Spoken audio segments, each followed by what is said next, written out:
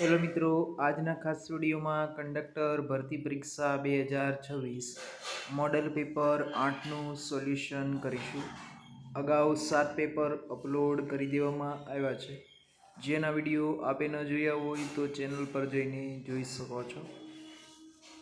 પ્રશ્ન નંબર 1 છે, સોલંકી વર્ષના કયા શાસકના સમયગાળાને ગુજરાતના ઇતિહાસનો સુવર્ણ યુગ ગણવામાં આવે છે? સિદ્ધરાજ જયસિંહ. આ પ્રશ્ન ઘણી વખત પરીક્ષામાં પૂછાયેલ છે. ઈસવીસન 1928માં યોજાયેલ પ્રખ્યાત બારડોલી સત્યાગ્રહનું નેતૃત્વ કોણે સંભાળ્યું હતું? સરદાર વલ્લભભાઈ પટેલ. ગુજરાતમાં રાષ્ટ્રીય મહાસભા કોંગ્રેસનું પ્રથમ અધિવેશન કયા વર્ષમાં અને ક્યાં મળ્યું હતું? ઈસવીસન 1907માં સુરતની અંદર. અસાબીલને હરાવી અમદાવાદની સ્થાપના કરનાર સુલતાન કોણ હતો? તો અહમદ શાહ બાદશાહ. ગુજરાતના કયા સત્યાગ્રહ દરમિયાન ગાંધીજીએ ડુંગળી ચોરનું બિરુદ આપ્યું હતું? તો બોરસદ સત્યાગ્રહ. સિંધુ ખીણની સભ્યતાનું પ્રસિદ્ધ બંદરગાહ લોથલ ગુજરાતના કયા જિલ્લામાં આવેલું છે? અમદાવાદ. ઈસવીસન 1957ના સ્વતંત્રતા સંગ્રામમાં ગુજરાતમાંથી અંગ્રેજો સામે કોણે સશસ્ત્ર લડત ચલાવી હતી?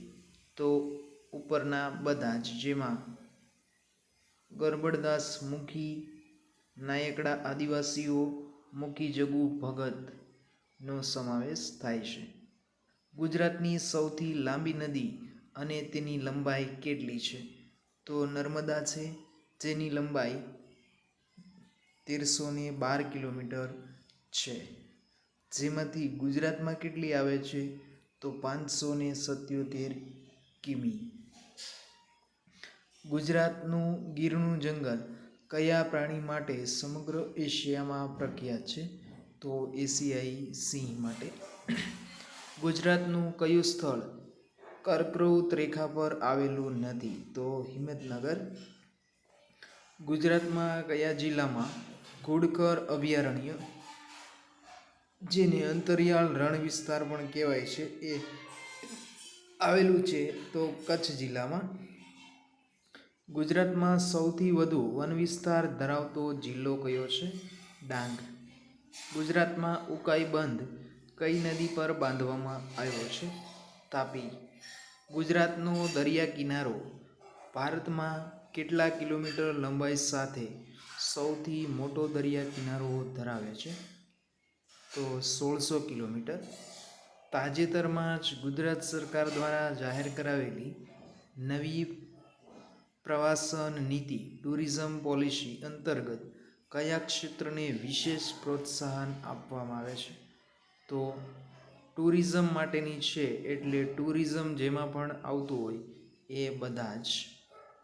ગુજરાતના કયા ગામને ભારત સરકાર દ્વારા શ્રેષ્ઠ પર્યટન ગામ તરીકે પસંદ કરવામાં આવ્યું છે? તો ઘોંડા કરીને ગામ છે.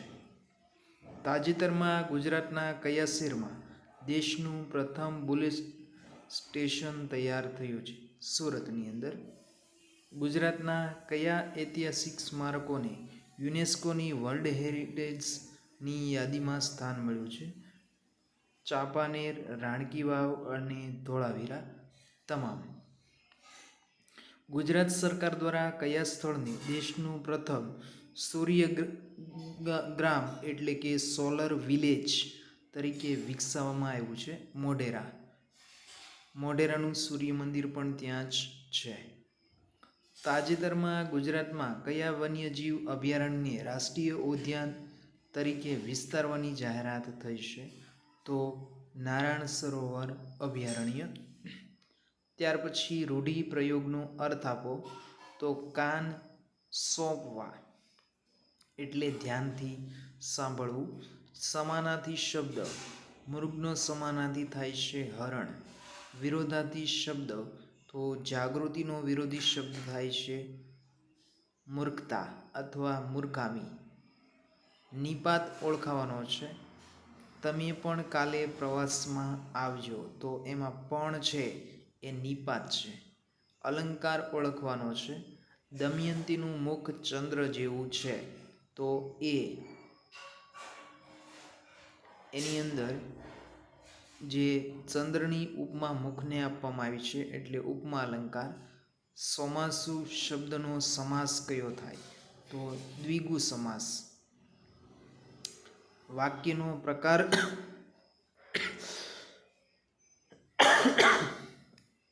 અથવા વિશ્લેષણ. તો તેણે મહેનત કરી તેથી તે પાસ થયો. તો કયું વાક્ય છે? સંયુક્ત વાક્ય. ત્યાર પછી સૂર્યોદય શબ્દની સંધિ છૂટી પાડીએ તો સૂર્ય વત્તા ઉદય. ત્યાર પછી સાચી જોડણીવાળો શબ્દ, તો એમાં બી આવશે, આશીર્વાદ. કહેવતનો અર્થ આપો. તો કાંકરે કાંકરે પાળ બંધાય. તો ધીરજ અને પરિશ્રમથી મોટું કાર્ય છે એ પાર પડી શકે. કોમ્પ્યુટરના પ્રશ્ન જોઈએ તો કોમ્પ્યુટરના પિતા તરીકે કોને ઓળખવામાં આવે છે? તો ચાર્લ્સ બેબેજ. નીચેનામાંથી કયું ડિવાઇસ ઇનપુટ ડિવાઇસ છે? તો કીબોર્ડ. કોમ્પ્યુટરની મુખ્ય મેમરી તરીકે કોનો સમાવેશ થાય છે? તો રેમ અને રોમ. MS એક્સેલમાં ફોર્મ્યુલાની શરૂઆત કયા ચિહ્નથી થાય છે? તો ઇક્વલ ટુ અથવા બરાબર. ઇન્ટરનેટ પરથી કોઈ ફાઇલ કે ડેટા કોમ્પ્યુટરમાં ડાઉનલોડ કરવા માટે વિપરીત પ્રક્રિયાને શું કહેવાય? અપલોડિંગ. જો ડાઉનલોડ કરો તો એને કહેવાય ડાઉનલોડિંગ, અને એનાથી વિપરીત પરિસ્થિતિ કરો તો અપલોડિંગ કહેવાય. MS વર્લ્ડમાં લખાણને બોલ્ડ એટલે કે ઘાટા કરવા માટેની શોર્ટકટ કી કઈ છે? તો Ctrl+B. નીચેનામાંથી કયું ઓપરેટિંગ સિસ્ટમનું ઉદાહરણ છે? તો વિન્ડો 11. કોમ્પ્યુટરની સ્મૃતિ એટલે કે મેમરી માટેનો સૌથી નાનામાં નાનો એકમ છે બીટ. WWનું પૂરું નામ શું છે? તો વર્લ્ડ વાઇડ વેબ. દરેક પરીક્ષામાં આ પ્રકારનું એક નામ પૂછાય છે. ઈમેલ મોકલતી વખતે CCનું પૂરું નામ શું થાય? તો કાર્બન કોપી. કિલોબાઇટમાં KB બરાબર કેટલા બાઇટ? તો 1024 બાઇટ. MS પાવરપોઈન્ટમાં નવી સાઇટ ઉમેરવા માટે કઈ કી વપરાય છે? Ctrl+M. નીચેનામાંથી કયું આઉટપુટ ડિવાઇસ નથી? તો માઉસ. વેબ પેજ જોવા માટે કયા સોફ્ટવેરનો ઉપયોગ થાય છે? Web browser. CPUનું પૂરું નામ કયું છે? Central processing unit. કોમ્પ્યુટરમાં કાયમી સંગ્રહ પરમનન્ટ સ્ટોરેજ માટે કયા સાધનનો ઉપયોગ થાય છે? તો હાર્ડ ડિસ્ક ડ્રાઈવ. કીબોર્ડ પર કુલ કેટલી ફંક્શન કી F1 થી F12 આવેલી હોય છે? તો જો પ્રશ્નની અંદર જ જવાબ આપી દીધેલો છે. 1 થી 12 એટલે 12 હોય છે. કોમ્પ્યુટર વાયરસ કયા પ્રકારનું છે? તો એક પ્રકારનું સોફ્ટવેર કે પ્રોગ્રામ છે. IPનું પૂરું નામ શું થાય? તો ઇન્ટરનેટ પ્રોટોકોલ્સ. કોમ્પ્યુટરમાંથી કોઈ ફાઇલ કાયમ માટે પરમનેન્ટલી ડિલીટ કરવા માટે કઈ કીનો ઉપયોગ થાય છે? તો શિફ્ટ વત્તા ડિલીટ. ત્યાર પછી નિગમને લગતા પ્રશ્ન છે. તો ગુજરાત રાજ્ય માર્ગ વાહન નિગમ GSRTCની સ્થાપના કયા વર્ષમાં થઈ? તો 1 મે 1961માં. ત્યાર પછી GSRTCનું વડું મથક ગુજરાતમાં ક્યાં આવેલું છે? અમદાવાદની અંદર. ગુજરાત ST નિગમ દ્વારા કયું લોકપ્રિય અધિકૃત મેગેઝિન અથવા મુખપત્ર પ્રકાશિત કરવામાં આવે છે? પરિવહન. બસમાં મુસાફરી કરતી વખતે મુસાફર દ્વારા સામાન લગેજ વહન કરવા માટેના નિયમો અનુસાર કેટલા વજન સુધીનો સામાન હોય તો ફ્રીમાં લઈ જવા દેવામાં આવે છે? તો 20 કિલોગ્રામ. 20 કિલોગ્રામથી વધુ હોય તો તમારે લગેજનું ભાડું ચૂકવવું પડે છે. એસટી બસમાં કંડક્ટર પાસે મુસાફરોને ટિકિટ આપવા માટે વપરાતા ઇલેક્ટ્રોનિક હેન્ડહેલ્ડ મશીનને શું કહેવામાં આવે છે? તો ઇલેક્ટ્રોનિક ટિકિટ મશીન ETM. જો કોઈ મુસાફર ટિકિટ વગર બસમાં મુસાફરી કરતો પકડાય તો નિગમના નિયમો અનુસાર દંડ ઉપરાંત કેટલી મુસાફરીનું ભાડું વસૂલવામાં આવે છે? તો બસ ઉપડ્યા સ્થળેથી જઈને પહોંચવાનું છે ત્યાં સુધીનું ભાડું અથવા દંડ વસૂલવામાં આવે છે. એસટી બસમાં કયા વર્ગના મુસાફરો માટે સરકારી નિયમ અનુસાર નિઃશુલ્ક કે રાહત દરે મુસાફરોની સવલત આપવામાં આવે છે? તો વિકલાંગ હોય, ત્યાર પછી વિદ્યાર્થી હોય, સ્વાતંત્ર્ય સેનાની હોય, આ તમામ માટે રાહત આપવામાં આવે છે. ગુજરાત એસટી નિગમની બસોમાં મુસાફરોની સુરક્ષા અને ટ્રેકિંગ માટે કઈ પ્રણાલીનો ઉપયોગ થાય છે? તો GPS અને CCTV કેમેરા. GPSનું પૂરું નામ છે ગ્લોબલ પોઝિશનિંગ સિસ્ટમ.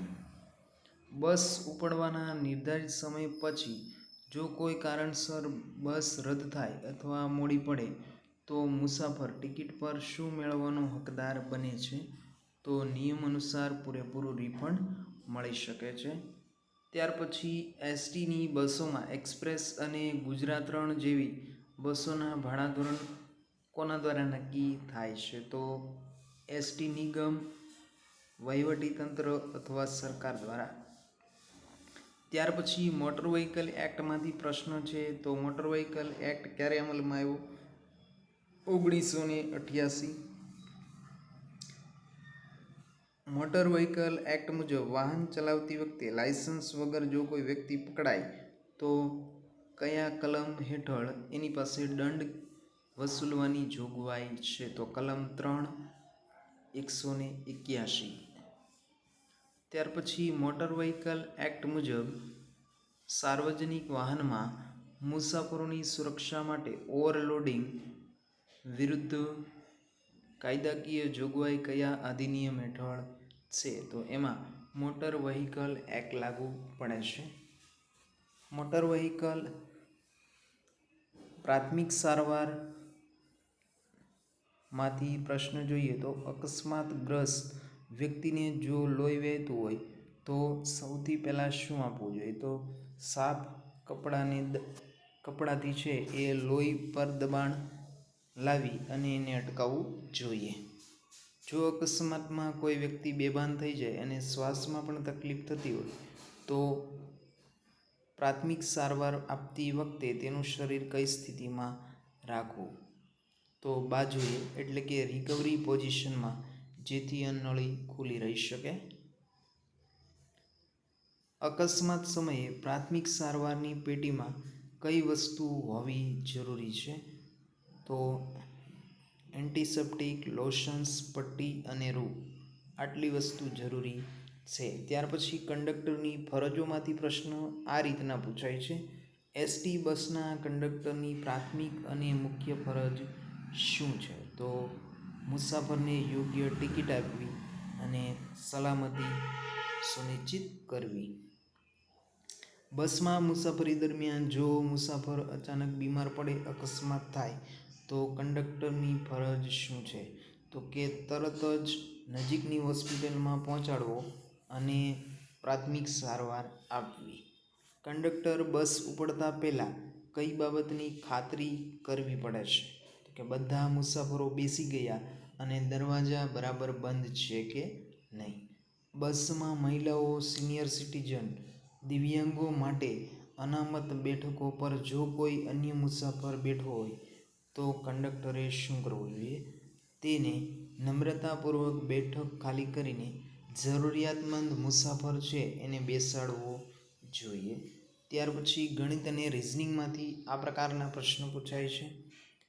જો એક વસ્તુની કિંમત 500થી વધારીને 600 કરવામાં આવે તો કિંમતમાં કેટલા ટકા વધારો થયો કહેવાય? તો જુઓ, 100 રૂપિયા વધ્યા છે તો 500ના 20% કરીએ તો 100 જવાબ મળે છે. ત્યાર પછી 3, 6, 9 અને 12 સમાંતર શ્રેણીમાં 15મું પદ કયું હશે? તો 45. જો 15 વ્યક્તિઓ એક કામ 8 દિવસમાં પૂરું કરે છે તો તે જ કામ 10 વ્યક્તિઓ કેટલા દિવસમાં પૂરું કરશે? તો 8 દિવસમાં પૂરું કરે છે અને વ્યક્તિ કેટલા થયા? 10, તો 12 દિવસમાં પૂરું થશે. 5000નું 2 વર્ષનું વાર્ષિક 10% લેખે સાદું વ્યાજ. તો PRN ના સૂત્રમાં કિંમત મૂકો એટલે જવાબ મળશે 1000. એક લંબચોરસની લંબાઈ 12 સેમી છે, પહોળાઈ 8 સેમી છે, તો પરિમિતિ કેટલી થશે? 40. કોડિંગ ડીકોડિંગમાંથી પ્રશ્નો છે. ત્યાર પછી શ્રેણીમાંથી પ્રશ્નો છે 2, 6, 12, 20 અને 30. તો પછીનો આંકડો કેટલો આવશે? 42. જુઓ પહેલાં કેટલા ઉમેરાય છે? 4. પછીનામાં કેટલા ઉમેરાય છે? 6. પછીનામાં કેટલા ઉમેરાય છે? 8. પછીનામાં 10. તો 30 પછી કેટલા ઉમેરાશે? 12, એટલે 42 જવાબ થશે. એક વ્યક્તિ ઉત્તર દિશામાં 5 કિલોમીટર ચાલે છે, પછી ડાબે વળીને 3 કિલોમીટર ચાલે છે, ફરી ડાબે વળીને 5 કિલોમીટર ચાલે છે. તો હવે તે શરૂઆતના બિંદુથી કઈ દિશામાં અને કેટલા અંતરે હશે? તો પશ્ચિમ બાજુએ હશે અને 3 કિલોમીટર ચાલેલો હશે. ત્યાર પછી સ્થાનની અદલાબદલીમાંથી પ્રશ્નો છે, જેમાં જવાબ થશે 24. ત્યારબાદ અંગ્રેજી વ્યાકરણમાં એક્ટિવ પેસિવમાંથી દરેક વખતે એક પ્રશ્ન પૂછાય છે. એક્ટિવમાંથી પેસિવમાં ફેરવો. The teacher is teaching English. તો એનો જવાબ થશે English is being taught by the teacher. ત્યાર પછી ડાયરેક્ટમાંથી ઇનડાયરેક્ટમાં કન્વર્ટ કરવાનું છે. Rahul said I am read a book now. તો ઇનડાયરેક્ટ સ્પીચ શું થશે? Rahul said that he was reading book then. ત્યાર પછી વર્બની અંદર જુઓ તો if you work hard you ખાલી જગ્યા સક્સેસ. તો એની અંદર આવશે વી ગેટ. આર્ટિકલ મૂકવાનો છે ગંગા. તો અહીંયા શું આવશે? ધ આવશે. જો કોઈ કુદરતી વસ્તુની વાત થતી હોય, નદી છે, પર્વત છે, કોઈ પણ કુદરતી ઝરણું છે, તો એમાં શું મુકાય? ધ. હી ઇઝ સિટિંગ ખાલી જગ્યા ધ ચેર. તો ઓન આવશે. ત્યાર પછી જુઓ હી ઇઝ પુઅર ખાલી જગ્યા હોનેસ્ટ. તો એની અંદર શું આવશે? બટ આવશે. Very few city in India are as big as Mumbai. તો એનું પોઝિટિવ ડિગ્રીની અંદર Mumbai is bigger city than most other cities in India. ત્યાર પછી સિનોમ્સ સમાનાર્થી શબ્દ. તો અબોલિશ એનું સમાનાર્થી થાય છે ડેસ્ટ્રોય એન્ડ. અબોશન્સ ઉપરથી આ શબ્દ બનેલો છે. ત્યાર પછી છે કવરેજનો વિરુદ્ધાર્થી શબ્દ કયો છે? કાવાર્ડિયન્સ. ત્યાર પછી a person who know many language શબ્દ સમૂહ માટે એક શબ્દ કયો છે? તો પોલીગ્લોટ. ફરી મળીશું આવા જ એક અગત્યના પેપર સાથે. ત્યાં સુધી જય હિન્દ, જય ભારત.